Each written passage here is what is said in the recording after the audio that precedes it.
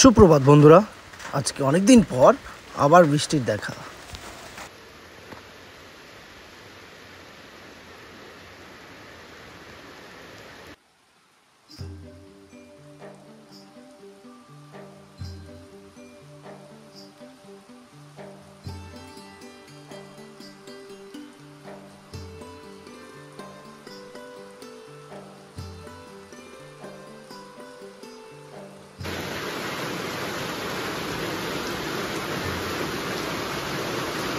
অনেক দিন পর আবারও মুষলধারে বৃষ্টি সেই সকাল থেকে চলছেই।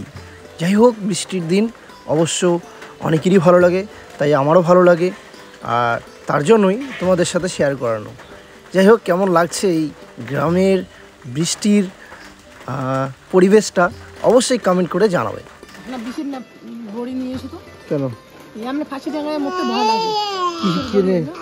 কেন কেন এত জ্বালা যন্ত্রণা সহ্য করছি না, তো যাবো আমি সেটাও পারতেছি না।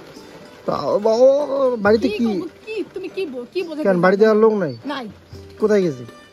বড়টাকে বাবা দেখতেছে আর বুঝছে সেন্টার গেছে। তাদের এখানে দোষ কার? আমি এখানে তো ভিডিও আপলোড করতে আসছি, ভিডিওটা আপলোডই হইতেছে না। 1.5 GB নেট, আরো 19 টাকা রিচার্জ করলাম, আর বৃষ্টি পড়তেছে এদিকে। দোষ আমার কারো না, এটা পরিস্থিতি। এখন কারো ঘরে দোষটা পাই দিতে লাভ নাই। আরে আমি তো ওইটা বলতেছি না, ওই কথাটা বারবার ওই কথাটা বারবার কেন টানতেছো? আমি এদিকে আসা, এই যে খাটে এসে বসে আপলোড করতেছি, খালি জাস্ট আপলোড 11টা 10 বাজে আপলোড শেষ, থাম্বনেল বানানো শেষ, বাবা বড় ছেলেকে দেখতেছে মা গেছে সেন্টারে। এখন তোমার দোষটা কার? দেখো বন্ধুরা, পুরো বাস করতেছে, তো বাড়িতে একদম নেটওয়ার্ক পায় না। তো নেটওয়ার্ক পায় না দেখেই আমি এখানে এই যে জানলার মধ্যে বসে টানা আজকে 1.5 GB নেট দিছি। 1.5 GB নেট দেওয়াতে প্রায় 1.5 ঘন্টা লাগলো। আমি এখানে 1 ঘন্টা করে এডিট করলাম, আপলোড করলাম, 1.5 ঘন্টা প্রায় লাগলো। বেশি হবে, আমি তাও মানে তোমাদের একটা আইডিয়া। কারণ এখন বাজে 11টা, আমি সেই 9টার দিকে এখানে বসছি। বাস পড়তেছে, বৃষ্টি হচ্ছে। এবার বাড়িতে মা গেছে সেন্টারে, ওইখানে হয়তো বৃষ্টিতে আটকে গেছে। বাবা হচ্ছে কি বলে, বড় ছেলেকে দেখতেছি, ও সারাদিন দুষ্টামি, যে একদম চুপচাপ থাকে না। এর মাঝখানে ও বাথরুমে যেতে পারছে না, তো আমাকে তো চিল্লাবে বা ডাকবে আমাকে বাড়ির থেকে। আমি তো বেশি দূরে, এই যে আমার পিছনেই বাড়িটা, হয়তো বা বৃষ্টি পড়তেছিল, একটু জোরে ডাকলে আমি শুনতাম। এবার এই যে চলো, ছেলেকে নিয়ে বাইরে থাকা যাবে না, তোমাদের সাথে পরে কথা হবে। আবার এদিকে আসে, কেন বাড়ি নিয়ে যা। বাবা, তুমি একা জল খাইতে পারো? একা জল খাচ্ছে।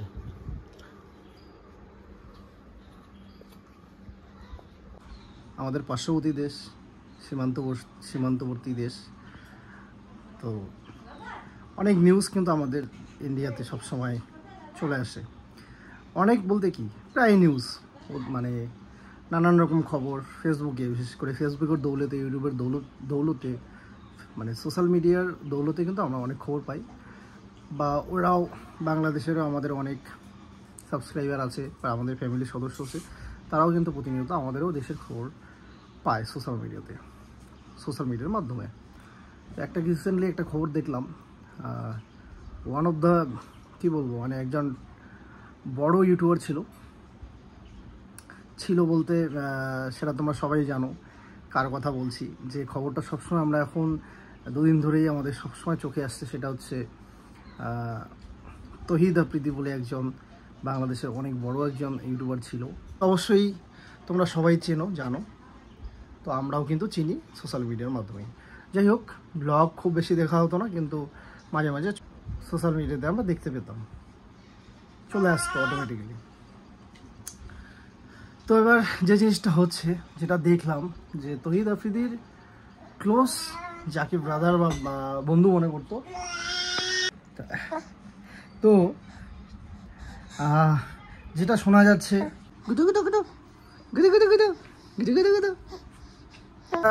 প্রচুর নিউজ আসছে যে তার বেস্ট ফ্রেন্ড, তার ভাই, নিজের ভাই মনে করতো, আপন ভাই মনে করতো, রাহি, সে নাকি তহিদ আফ্রিদিকে, যে দাদা মনে করতো, খুব ভালোবাসতো। সেই ভিডিওগুলো কিন্তু আমরা আবার দেখতেও পেতাম। তো তখন মনে হয়েছিল যে না, এরা সত্যি দুজন খুব দুজনকেই ভালোবাসে, খুব কাছের বন্ধু এরা, ভাই ব্রাদার।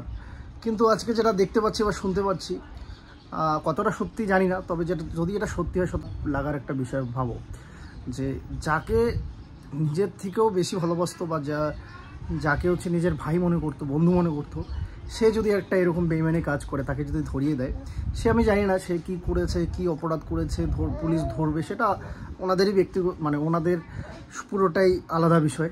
কিন্তু যখন হচ্ছে যে এখানে একটা বন্ধুর পার্ট আসছে, একটা ব্যাপার আসছে, সেইখানে কিন্তু এই যে এরকম যদি ঘটনা ঘটে থাকে, যদি এটা সত্যি হয়ে থাকে, তাহলে কিন্তু খুব কষ্টের, মানে সো প্যাথেটিক, মানে এটা ভাষায় বিশ্লেষণ করার মতো নয়।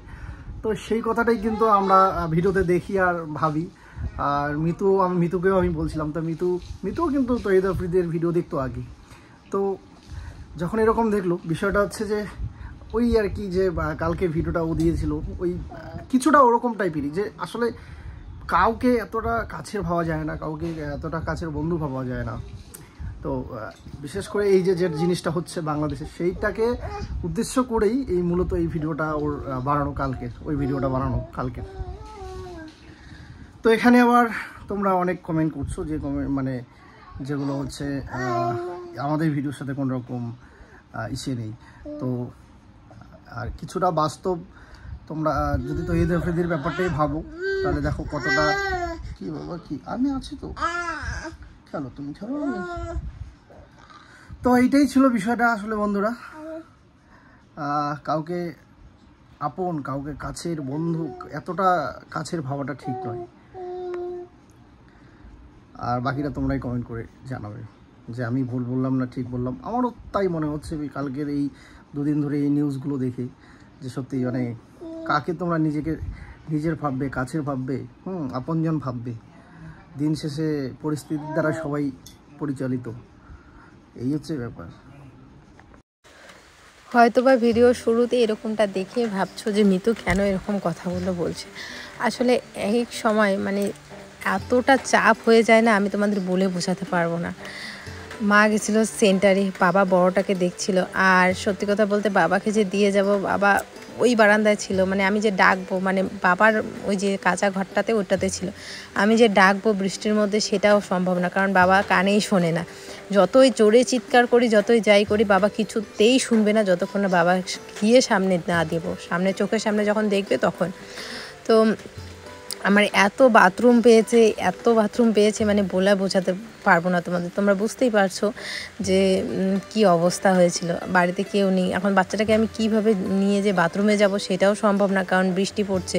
প্রচণ্ড রাগ হচ্ছিলো। এদিকে তোমাদের দাদাভাই যদিও বা বাড়িতেই ছিল, একটুখানি আসতো, কোনো ব্যাপার ছিল না। ভিডিও আপলোডটা 10 মিনিট পরে হলেও কোনো ব্যাপার না, তাই না? এটা যদিও বা নেসেসারি, কিন্তু একদম যে এখন পরিস্থিতি আমাদের এরকম যে একদম সময়ের মধ্যে তো আমরা দিতে পারবো না, একটা সময় দিতে হবে, সেটা তো অতটাও চাপ নেই। একটুখানি 10-20 মিনিট একটু এদিক ওদিক হলে কোনো ব্যাপার না।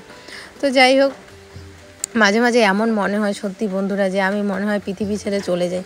কিন্তু আবার ভাবি যে আমি যদি পৃথিবী ছেড়ে চলে যাই, তখন আমার বাচ্চাগুলোর কি হবে? আমি যেভাবে দেখি বা আমি যেভাবে করছি, সেটা কি কেউ করবে?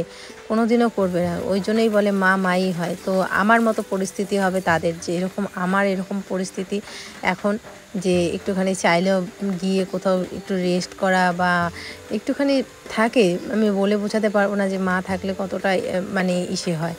তো সেটা কোনো দিনও না। আমার মানে যেতাম, আমার রান্নাবান্না থাকতো না, কোনো কিছু থাকতো না, আমি খালি ফ্রিতে থাকতাম, সেটা হতো।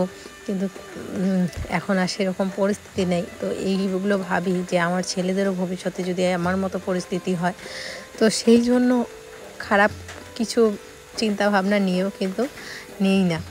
তো যাই হোক, এখন দেখো দুপুর কি বিকেল 3টা 3:30 এরকম বাজবে। আমি এদিকে কয়েকটা কাপড় ভেজেছে সেগুলো ধুয়ে দিচ্ছি, মানে দুপুরের অবধি যতগুলো বেরিয়েছে। তারপরে রাত্রে সন্ধ্যা থেকে যেগুলো বেরোয় সেগুলো ধুই না, সন্ধ্যের আগ অবধি যতগুলো কাপড় বেরোয় সেগুলো আমি ধুয়ে দিই। কিন্তু সন্ধ্যে থেকে রাত্রে অবধি যেগুলো বেরোয় সেগুলো পরের দিন সকালে ধুই। তো এইভাবে ধুলে না মানে কি হয় বলো তো, এক গাদা হয়ে যায় না, না হলে একবারে জমিয়ে রাখলে এক গাদা কাপড় হয়ে যায়, তখন ধুতে অসুবিধাও হয় আর মেলারও জায়গা থাকে না। যদিও বা গ্রামের বাড়ি, কিন্তু এখন বর্ষার দিন না, এখন মেলতে খুব মেলার সমস্ত কিছুই অসুবিধা হয়। রৌদ্র উঠলে তো কোনো ব্যাপারই না, কিন্তু রৌদ্র না উঠলে। তারপর এদিকে দেখো হাঁড়ি কড়াইগুলো বের করে নিয়ে আসলাম। এগুলো কি বলো তো, দুপুরবেলা খাওয়া হয়েছিল তো সেই খাবার বাসনগুলো, তো সেই বাসনগুলো হাঁড়ি কড়াই এগুলো সমস্ত কিছু মেজে নেব। জামা কাপড়গুলো ধুয়ে এদিকে চলে আসলাম মেলে দিতে। আর এই দেখো ছোটো ছেলে এখানে ঘুমাচ্ছে দোলনার মধ্যে, একটু দুপুরে আগে উঠেছে তো ঘুমিয়ে পড়েছে। এই ফাঁকে আমি সমস্ত কাজ, যত কাজ আছে সব করে নিচ্ছি।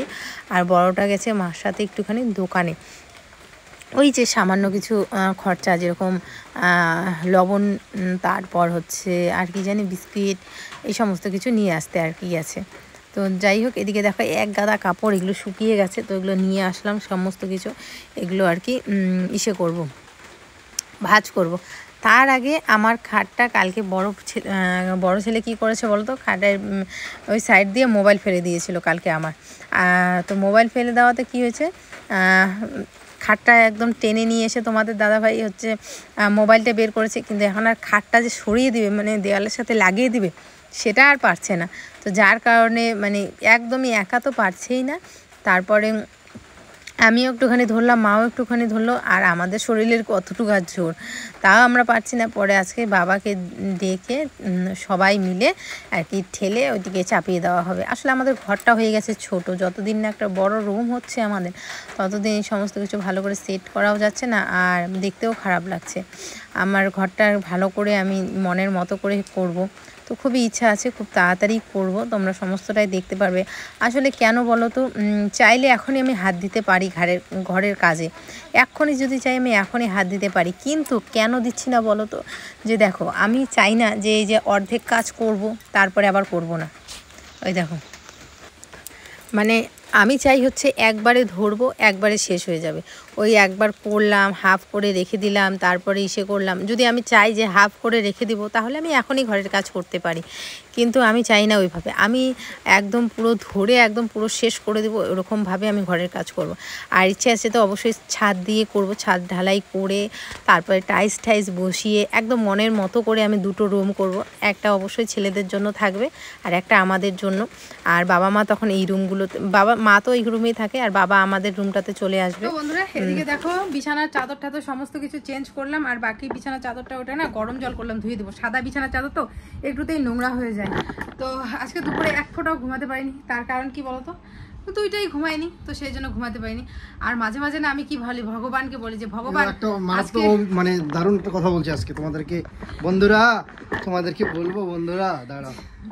এত দেখো এখন ঘড়িতে বাজে মাত্র বোধহয় 5টা, আর মিতুর মশারি দেখে টাঙানো শেষ। কারণ কি বলবো, কারণ হচ্ছে অনেক বড় একটা কারণ। আর ও বলতেছিল আজকে যে আমি না সব খালি দিন গুনি, আর সব রাগ অভিযোগ ভগবানকে সব ভগবানের উপর ছেড়ে দেই, যে ভগবান তুমি না।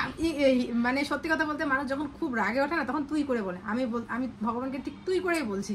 এটা হয়তো বা তোমরা খারাপ কিন্তু বলেন, কিন্তু হ্যাঁ আমি বলছি ভগবান দেখি তুই কত দূর আমাকে কষ্ট দিতে পারিস, আর আমি কত দূর কষ্ট সহ্য করতে পারি। আজকে মানে ভগবানের সাথে আমি এখন লড়াই করছি। এটাই আর কি। যাই হোক, এই কষ্টের প্রতিদান পাবে। তুমি কর্ম করে যাও, ফল ঈশ্বর দিবে, ঈশ্বর আল্লাহ দিবে। এটা বিশ্বাস রাখো, বিশ্বাস করে রাখাটা। মোটু এন্ড পাতলু, আগে ছিলাম আমি মোটু, ছিল পাতলু। তো এই হচ্ছে ব্যাপার। তো আমি শুনে না আমি হাসি পাচ্ছে যে কি বলে আসলে। আর আমাকে আমার শাশুড়ি মা সবসময় বলে যে আমাকে নাকি পাগলা গারদে ভর্তি করতে হবে। ও দিন দিন এত চিল্লাচ্ছে, এখন একটু তো এখানে এত চিল্লায় বাড়িতে, মানে আমিও থাকতে পারি না, এমন একটা অবস্থা। যখনই বাড়িতে এসে হয় আসি, এই বাচ্চাকে এত জোরে জোরে চিৎকার করে কথা বলে, কি বলবো, মানে এগুলো বলার তুমি ভিডিওতে বলো না। সত্যি কথা বলতে কি, তারা দেও না, সত্যি কথা বলতে কি, তুমি আমার জায়গাটাতে কোনোদিন আসতে পারো না। ঘুম থেকে উঠে চলে যাও, আসো এই যে সেটা আমি কেন, আমি তানিশ কেন, আরো পৃথিবীতে সব পুরুষই একটা মা, মানে একটা মেয়ের এই জায়গাটাতে, একটা হাউস ওয়াইফ, একটা মায়ের এই জায়গাটাতে কেউ আসতে পারবে না। ওই জিনিসটা কিন্তু কোনোদিনও আমি উপলব্ধি করতে পারবে এখন না। থামো থামো, আমি যে কতটা ডিপ্রেশনে থাকি, ঘুম, খাওয়া, ঠিক আছে, পেট, মানে বাথরুম, প্রত্যেকটা জিনিস আমি মানে ইসে করতেছি, তার সাথে সাথে কি তোমাদের জ্বালা, ফ্যামিলির জ্বালা, সমস্ত কিছু আমার মাথার মধ্যে। আমি সত্যি সত্যি মনে হয় পাগল হবো আর কদিন পরে। এই মানুষ